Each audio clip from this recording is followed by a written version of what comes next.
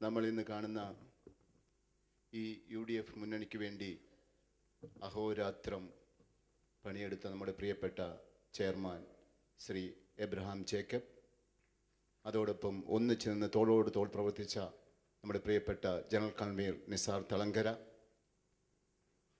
ഞാൻ അടുത്ത വർഷം പത്മശ്രീ റഹീം എന്ന് വിളിക്കാൻ ആഗ്രഹിക്കുന്ന നമ്മുടെ പ്രിയപ്പെട്ട അഡ്വക്കേറ്റ് YA റഹീം, മറ്റ് വേദിയിരിക്കുന്ന പ്രമുഖ വ്യക്തിത്വങ്ങളെ, സംഘടനാ നേതാക്കളെ, പ്രിയപ്പെട്ട സഹോദരി സഹോദരന്മാരെ,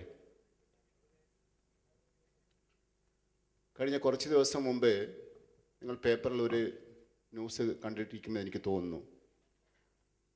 UN ഒരു അഭിപ്രായമായിരുന്നു, ലോകത്തിലെ ഏറ്റവും നല്ല ദേശീയ ഗാനം ഇന്ത്യൻ ദേശീയ ഗാനമായിരുന്നു.